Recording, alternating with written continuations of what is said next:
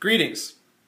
I wanted to use this very simple mode of communication to convey, on behalf of our session and leaders, what we think are some important messages as you consider your giving in the coming year. The first thing that we'd like to say to you is this: thank you. Because of your incredible generosity, this congregation has been a beacon of light to this neighborhood for over 314 years.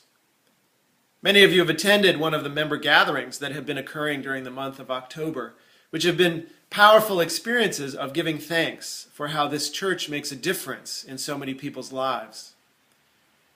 One person spoke about how the church rallied around her family when the father of her children died suddenly a year ago. Another person spoke about how this church nurtured her from the time she was a child, and now she's attending seminary. Yet another person spoke about why this church is important, because it helps him to minister to others outside the walls of our church. This is what we teach about giving at the Presbyterian Church of Lawrenceville. We emphasize that we give not first because the church needs to get, but because we need to give. It's a joyful aspect of being human, and it's certainly a joyful aspect of being a follower of Jesus Christ. The biblical guideline for our giving is a tithe, to deploy 10% of our income toward doing the good work of the kingdom of God in the world. We realize that not everyone is able to meet that standard, and we certainly recognize that there are many who are struggling during this difficult economic time. But we would encourage you, as you make your giving decision in the coming year, to think about your giving as a percentage of your income. And we would ask you to prayerfully consider increasing your giving commitment to the church. One way to think about that might be helpful is to step up 1%, so that if your family is giving 4% away of your family's income, that you might give away 5% in the coming year. Some of you have also asked during these member gatherings, you've said, we understand that our motivation for giving should be our need to give and not the church's need to get. But what does the church need?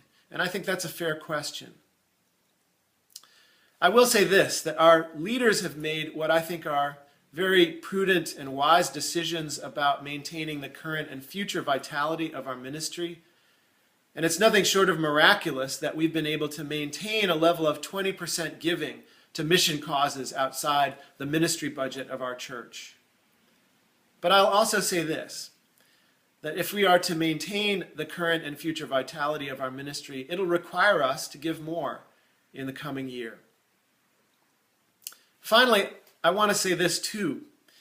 I hope, and we hope, that these words will in no way make you feel pressured to give, or certainly make you feel guilty about what you intend to give in the coming year. On the contrary, our hope is that whatever you give will be a joyful expression of your gratitude for what God has done for you.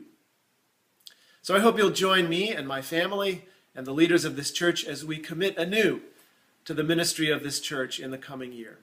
God bless you, and thanks for your time.